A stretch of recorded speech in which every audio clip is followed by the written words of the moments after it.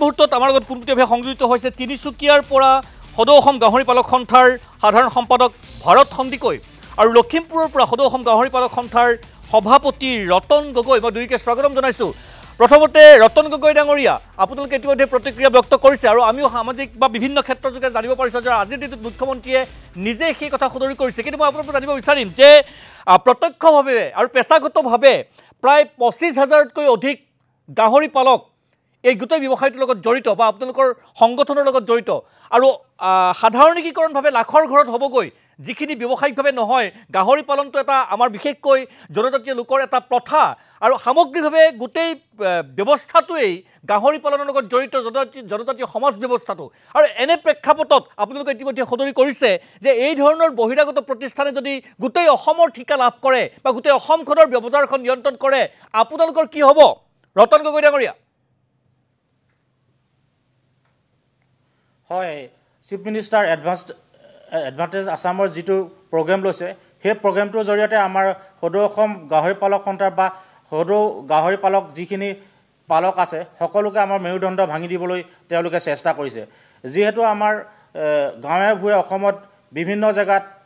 গাহৰি পালনেৰে বহু শিক্ষিত নিবনুৱা স্বাৱলম্বীৰ পথ দাঙি ধৰিছে বা তেওঁলোকে নিজেই নিজৰ স্বাৱলম্বীৰ পথ উজাগৰ কৰি লৈছে। কিন্তু চিফ মিনিষ্টাৰ এডভান্সৰ আছামৰ নামত যিটো বাহিৰাগত কোম্পানীক আমাৰ গাহৰি পালনৰ ক্ষেত্ৰখন দিব লৈছে, তাৰ এইটো আমি জানিব পাৰি অত্যন্ত মৰ্মান্বিত হৈছোঁ। আৰু চিফ মিনিষ্টাৰ ছাৰক আমি অনুৰোধ কৰিছোঁ, তেওঁ যাতে আমাৰ এই গাহৰি পালনৰ লগত যিসকল শিক্ষিত নিবনুৱা জড়িত আছে তেওঁলোকক যেন মেৰুদণ্ড ভাঙি নিদিয়ে। তেওঁলোকে আমাক গাহৰি পালনৰ কাৰণে উৎসাহ যোগাব লাগে, কিন্তু তেখেতলোকে এতিয়া দেখিব পৰা গৈছে যে তেখেতলোকে আমাৰ গোটেই গাহৰি বজাৰখন বাহিৰৰ এটা কোম্পানীক দি আমাৰ গাহৰি পালনৰ লগত যি শিক্ষিত নিবনুৱা জীৱন জীৱিকা নিৰ্ভৰ হৈ আছে তেওঁলোকে সকলোখিনি ধ্বংস কৰিবলৈ গৈ আছে। গগৈ ডাঙৰীয়া, মই পুনৰ আপোনাৰ ওচৰলৈ যাম। মই অকণমান ভাৰত সন্দিকৈ সাধাৰণ সম্পাদকো আপোনালোকৰ আমাৰ লগত পোনপটীয়া সম্প্ৰচাৰত আছে, আপোনালোকৰ মুখপাত্ৰও থাকিব। সন্দিকৈ ডাঙৰীয়া, এই গোটেই ব্যৱস্থাটো যিখিনি কথা আমি গম পাইছোঁ, পশুপালন মন্ত্ৰী কৃষ্ণেন্দু পালে ইতিমধ্যেই বুজাবুজিৰ চুক্তি স্বাক্ষৰ কৰিছে আৰু সেই তথ্য মুখ্যমন্ত্ৰীয়ে সামাজিক মাধ্যম যোগে ৰাজহুৱা কৰিছে। আপোনালোকৰ লগত কিবা কথা বতৰা পাতিছিল নেকি বা আপোনালোকৰ মত লৈছিল নেকি সন্দিকৈ ডাঙৰীয়া?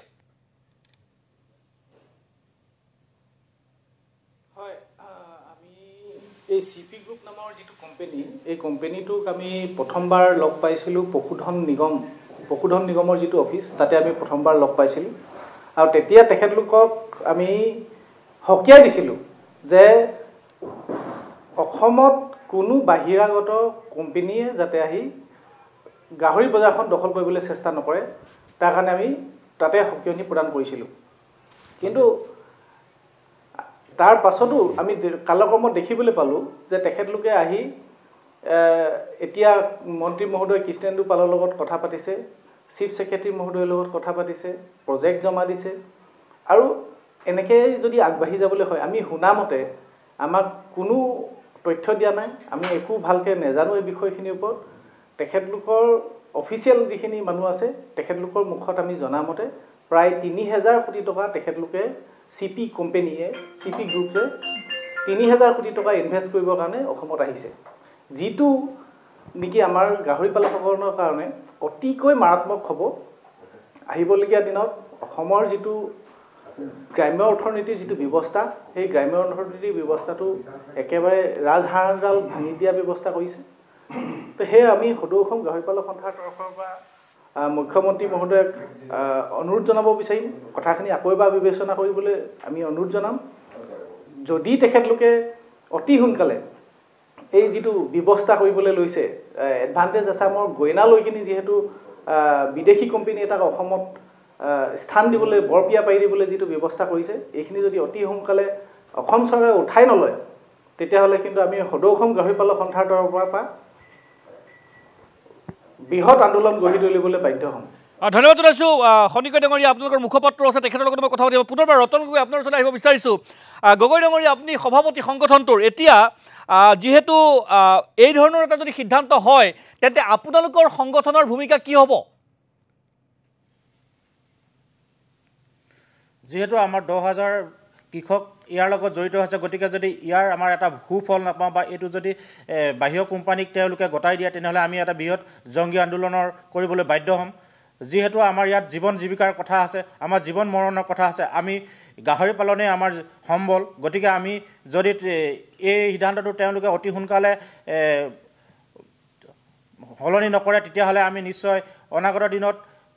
জংগী আন্দোলন কৰিবৰ কাৰণে সাজু হৈ আছোঁ লগতে আমি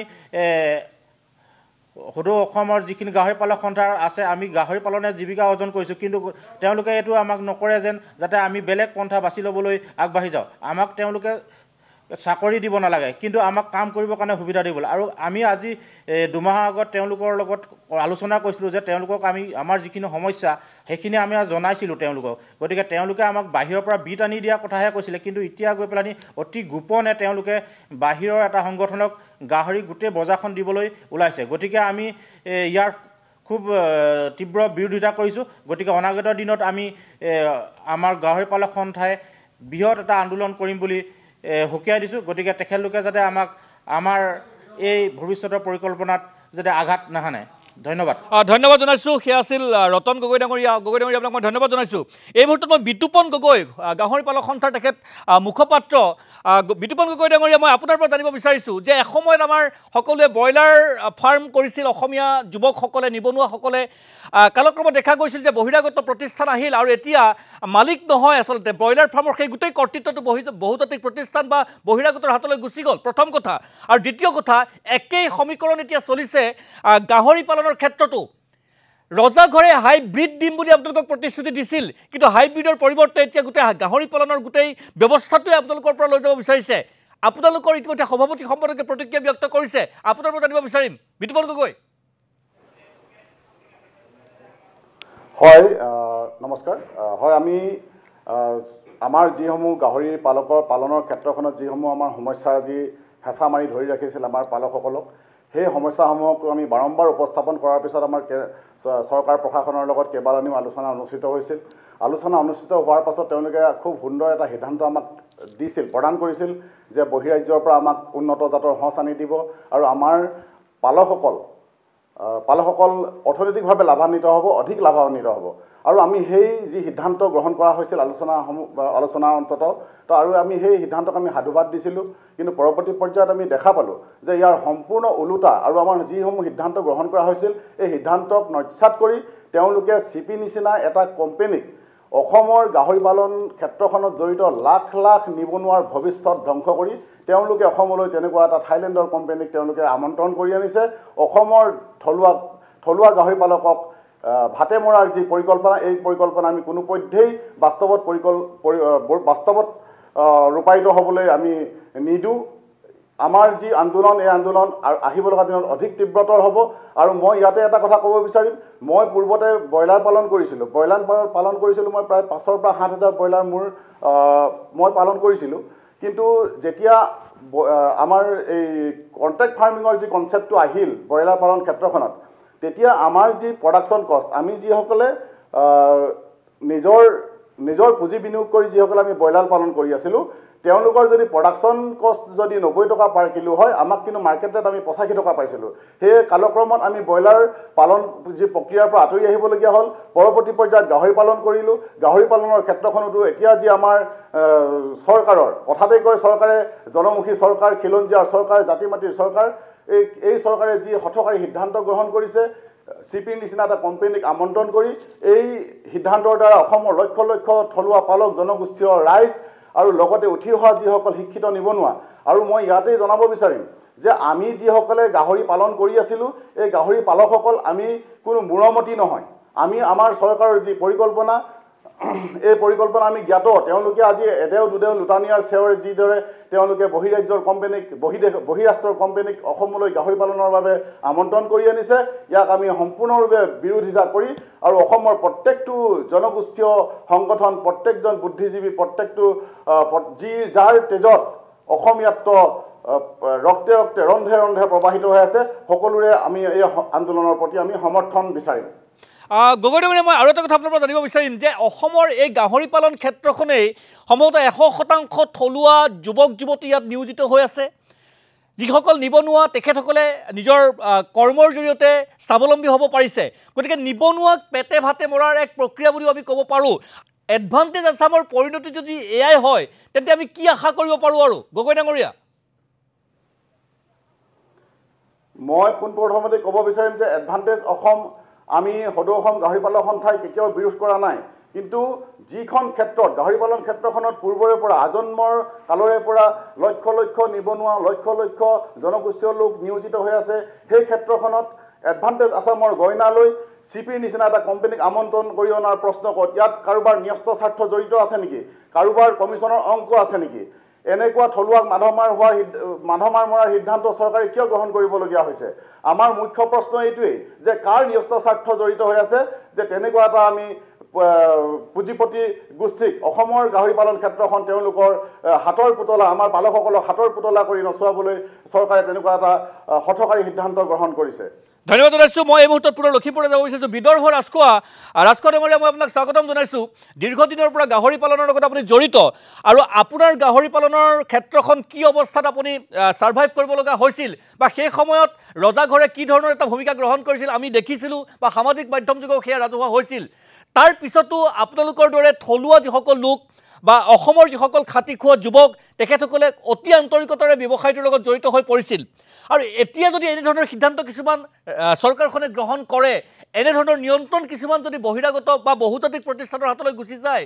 কি হ'ব আপুনি যেহেতু গাহৰি পালনৰ লগতে বিতৰণৰ লগতো জড়িত উত্তৰ পূবৰ গোটেই ব্যৱসায় ক্ষেত্ৰখনৰ ভৱিষ্যতটো অসমীয়া ডেকা ল'ৰাখিনিৰ অসমীয়া থলুৱা ৰাইজৰ ব্যৱসায়িক ভৱিষ্যতটোৰ কথা মই যদি আপোনাৰ পৰা জানিব খোজোঁ ৰাজখোৱা ডাঙৰীয়া হয় 2008 চনৰ পৰাই মই গাহৰি ফাৰ্মৰ লগত জড়িত হৈ আছোঁ 2020 চনত মোৰ আফ্ৰিকান সোৱাইন ফিভাৰত প্ৰায় 305টা গাহৰি মৰিছিলে আৰু সেই গোটেই গাহৰিখিনি মই নিজৰ টকাৰে মই খৰচ কৰি পুতিছিলোঁ কিন্তু পৰৱৰ্তী পৰ্যায়ত অসম চৰকাৰৰ পৰা কোনো 1 টকাও ক্ষতিপূৰণ মই পোৱা নাছিলোঁ আৰু আমি অসমৰ যিমানখিনি এতিয়ালৈকে গাহৰি ক্ষেত্ৰখনত আমি অসমত যিমানখিনি এইটো পৰ্যায়লৈ পাইছেহি এইখিনিত চৰকাৰৰ কোনো ধৰণৰ সহযোগিতা নাই আমি নিজে নিজৰ গাঁঠি ধন খৰচ কৰি জীৱনৰ ৰিস্ক লৈ আমি ফাৰ্ম কৰি আছোঁ আৰু এবাৰ নহয় দুবাৰ নহয় বাৰম্বাৰ আমাৰ যিটো আফ্ৰিকান সোৱাইন ফিভাৰে এফেক্ট কৰাৰ পিছতো আমি এই গাহৰি ফাৰ্মিঙৰ লগত খুব ওতঃপ্ৰোতভাৱে জড়িত হৈ আছোঁ আমি প্ৰতিবাৰে দুগুণ উদ্যমেৰে দুগুণ উৎসাহেৰে আমি কাম কৰিছোঁ কিন্তু অসম চৰকাৰে শেহতীয়াভাৱে যিটো ষ্টেপ ল'বলৈ লৈছে চিপি কোম্পানীক যি অসমৰ গাহৰি বজাৰখন আজি গোটাই দিয়াৰ কথা তেওঁলোকে কৈছে হিমন্ত বিশ্ব শৰ্মা আমাৰ মুখ্যমন্ত্ৰী কৃষ্ণেন্দু পাল ভেটেনেৰী মিনিষ্টাৰ তেওঁলোকে যেনেধৰণে এটা মানে গৌৰৱান্বিত হৈ কৈছে যে আমি চিপি কোম্পানীক আমাৰ অসমৰ যুৱক যুৱতীৰ উন্নতিৰ কাৰণে চিপি কোম্পানীক গাহৰি ক্ষেত্ৰখন তেওঁলোকক আমি দিব খুজিছোঁ এইটো এটা অত্যন্ত লজ্জাজনক কথা কাৰণ আমাৰ উন্নতি কৰিবৰ কাৰণে থাইলেণ্ডৰ কোম্পানী এটাৰ আমাৰ ইয়াত দৰকাৰ নাই আমাৰ গাহৰি যিটো এটা খুব নিম্ন পৰ্যায়ৰ পৰা 2008 চনৰ পৰা মই লগতে অসমৰ বহু কেইজন ফাৰ্মাৰে লাগি আজি এইটো পৰ্যায়ত আমি ব্যক্তিগত উদ্যমত আনিলোঁ তাৰপিছত এতিয়া এইটো পৰ্যায়ত অহাৰ পিছত এই অসমৰ বা নৰ্থ ইষ্টৰ বজাৰখনৰ ওপৰত সকলোৰে চকু আহি পৰাৰ পাছত তেওঁলোকে এতিয়া জপিয়াই পৰিছে যে অসমৰ এই বজাৰখন চিপি কোম্পানী গোটাই দিব কাইলৈ চিপি কোম্পানী আহিব তাৰপিছত নতুন 10টা কোম্পানী আহিব আৰু অসমৰ গাহৰি ফাৰ্মৰ যিটো ধাৰণা যিটো গাহৰি ফাৰ্ম কৰি অসমৰ মানুহে থলুৱা জনগণক মই বাদেই দিলোঁ আমাৰ যিখিনি অজস্ৰ শিক্ষিত নিবনুৱা মই নিজে এজন শিক্ষিত লোক মই চাকৰি নিবিচাৰি বা এই কোনো ধৰণৰ চৰকাৰী মানে হেৰিৰ পাছত নগৈ আমি গাহৰি ফাৰ্ম কৰি আছোঁ কিন্তু এই কোম্পানীবিলাক যদি আহি আমাৰ ইয়াত ফাৰ্ম কৰিবলৈ লয় তেতিয়াহ'লে আমাৰ ফাৰ্মিং ছেক্টৰটো একেবাৰে ধ্বংস হৈ যাব ব্ৰইলাৰ ছেক্টৰটো ইতিমধ্যে ধ্বংস হৈ গ'ল 2001 চনত মই ব্ৰইলাৰ ফাৰ্ম কৰিছিলোঁ তেতিয়া আমাৰ লাভ হৈছিলে পৰৱৰ্তী পৰ্যায়ত আমাৰ এনেকুৱা যেতিয়া কোম্পানী হাতলৈ গুচি গ'ল পৰৱৰ্তী পৰ্যায়ত আমাৰ এনেকুৱা এটা পৰ্যায় আহি গ'ল যে আমি ব্ৰইলাৰ ফাৰ্ম কৰিলে আমাৰ লোকচানেই হ'ব গোটেই দাম তেওঁলোকে নিৰ্ধাৰণ কৰে তেওঁলোকে দানাৰ দাম নিৰ্ধাৰণ কৰে ঠিক তেনেকৈ গাহৰি পৰ্যায়টো আমাৰ এনেকুৱালৈ গুচি যাব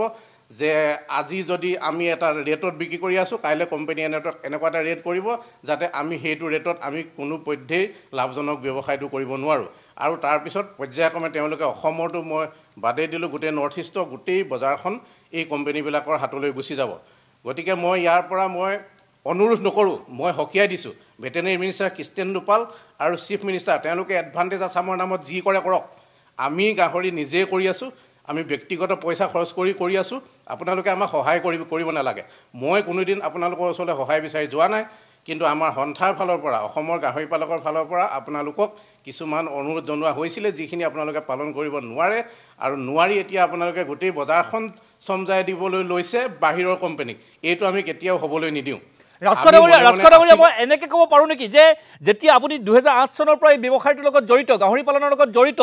যে যেতিয়া চৰকাৰে যিখিনি কাম কৰিব লাগিছিলে ৰাজখোৱা ডাঙৰীয়া একেবাৰেই নকৰিলে, আৰু তাৰপিছত এটা ভৱিষ্যত বা বজাৰখন দেখা পোৱাৰ পিছত, এই গোটেই এটা সম্ভাৱনা দেখা পোৱাৰ পিছত, গাহৰি